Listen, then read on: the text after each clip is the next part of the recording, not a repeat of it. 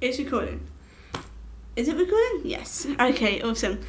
Hey everyone, I'm Lane, and welcome to my YouTube channel. Now, it's been a hot minute since I uploaded the other day about a little update just to say part 2 is still being worked on. I'm trying not to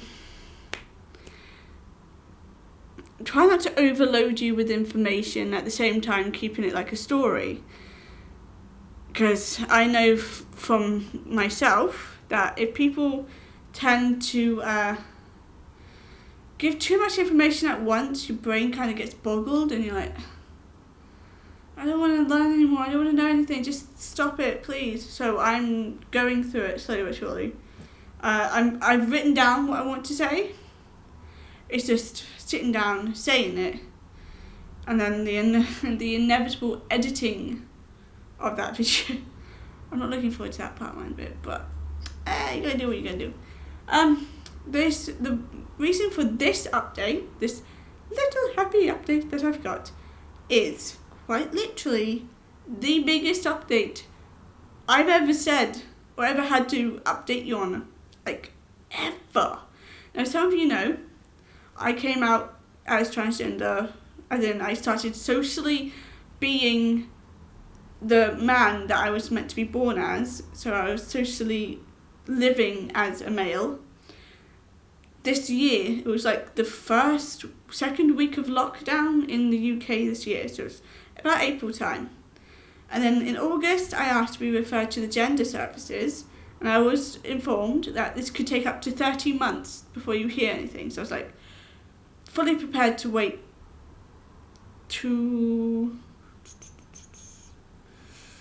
a year and a half, actually no, 20, 30, 2.5 years. I was willing to wait 2.5 years for this.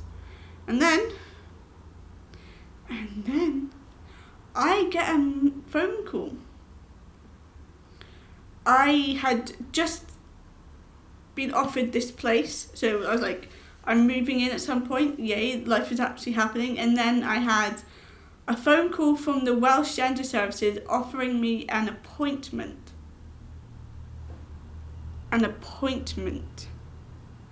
This was huge, and I was not expecting to hear back from them so soon. And I was like, I've only been asking for the past 2 months to change. Oh my god, what the hell? And then I could move into this place, and a week later I have the phone call. And I hadn't heard anything then. It was the 24th of November was when I last spoke to the gender services. And of course, I hadn't heard anything by them by yesterday. Yeah, yesterday I hadn't heard anything from them because they were transferring me over to the local team where I live. And I was to wait for an appointment, but I hadn't heard from them. And I was like, I'm just going to phone up just to see, what's going on. Phoned them up, and literally within 5 to 10 minutes of me phoning them up and them telling me that they're going to send an email to my local team just to see that everything's okay, I have a phone call from the local team offering me an appointment today, which naturally I went to. But I was like, I knew I had to have my blood work done because that's what was explained to me during the first appointment with the gender services. So I was expecting today to be just, a blood work, then come back later and then they'll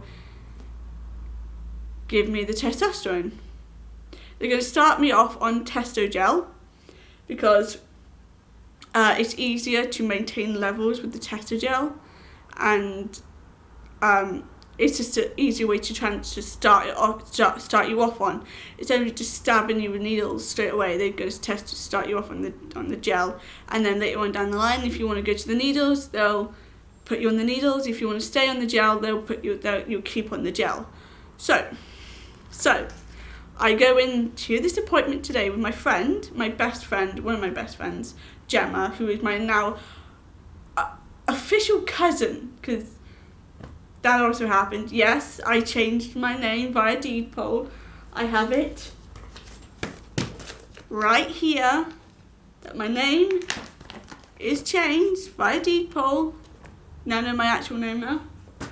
And so I was like sitting down, and he was like explaining to me a bit more about testo gel, where you put it, what you when you should take it, when you should put it on, how long you should wait until you can get dressed, how you make sure there's no transference with other people. And then he takes me to a room to have my blood work. So I'm like sitting down, completely like having my blood work. And then during the appointment, he also asked if I had the hepatitis inoculation, which apparently you're meant to have when you're in high school.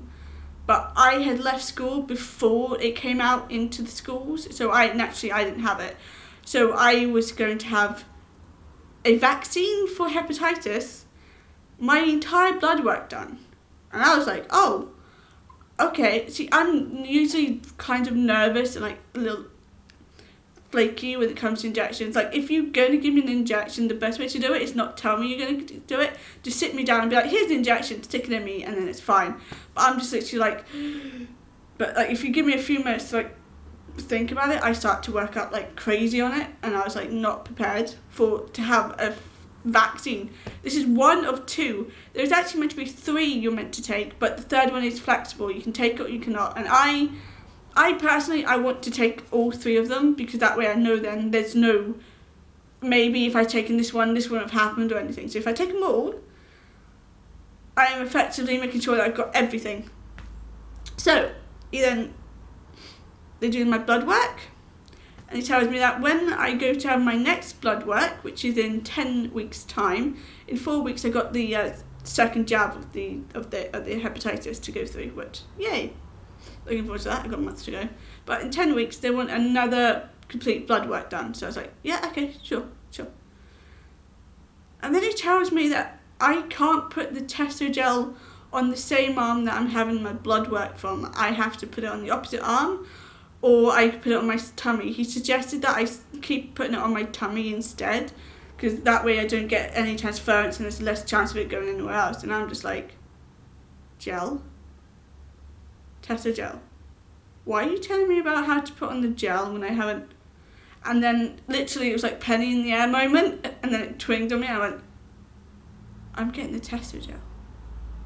So, ladies, gentlemen, and non-binary friends, and those who refuse or cannot make up their minds, you don't have to make up your mind, by the way. Be what you want to be. If you want to be a unicorn, be a unicorn. I don't care. As long as you're happy and you're not harming anyone and harming yourself, do you. Testo gel. Testo gel. I can't believe. I am sitting here in absolute shock, and my voice is going because I'm going to start crying. I honestly didn't think I would be on this until at least 33 years old. Except I'm 30, and everything that's bad's happened has prepared me. I went through hell, basically. I went through literal hell. And this is all my good karma coming at me, and I don't know how to react or how to think or how to. I had a cup of coffee by my side, if you're wondering what I'm looking at before. A cup of coffee in my Nightmare Before Christmas mug, which I got from the Disney store. Go Disney. That's hot. Oh god, that's hot. Whew. So yeah, update. Name change. I'm on testosterone. And this orange mop of hair, I am actually thinking of dyeing it brown, because it's starting to fade in some places, like go a bit yellow, and I don't know if I want to keep it or not. But yeah. One good thing about being on testo gel, because I have to take it roughly the same time every single morning, it's going to make me wake up early in the morning to make sure I put this on. No more late night no more lions for me, if I can help it. But yeah.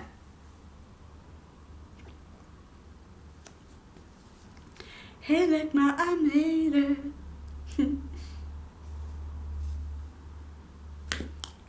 cry. I can't believe it. I knew something wasn't right with me at the age of 4 or 5. Because I can remember studying myself in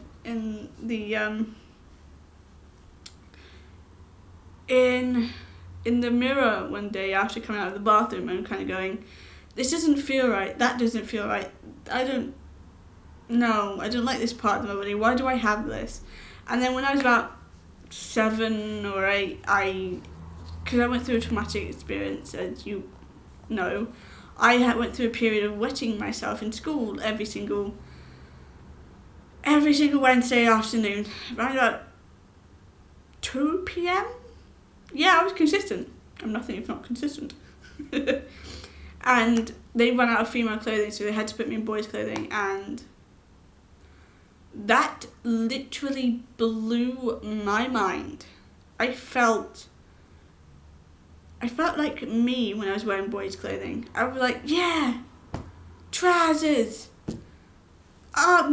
boys' underwear. Why can't I wear this all the time? Why do I have to wear a dress? Why do I have to wear a skirt? It ain't me, I don't like this. It doesn't feel right. Well, I was trans. I am. And I would always be trans, regardless of what people say. But if I can get out of the hell that I went through, and I can make something of myself and actually become someone that I'm meant to be, anyone else can, right? Don't give up on your hopes, and don't give up on your dreams, no matter what. Even if they seem so far out of reach that it's never going to happen, you never know when everything will change. And when that hits, oh, it's a sweet hit. I love it. So, this was meant to be a quick update, but I rambled. Gotta get out of the habit of rambling, I think. I'll hopefully see you at part 2, because I should have figured out what I'm doing then and actually done part 2. But in the meantime, hi, online. It's nice to meet you.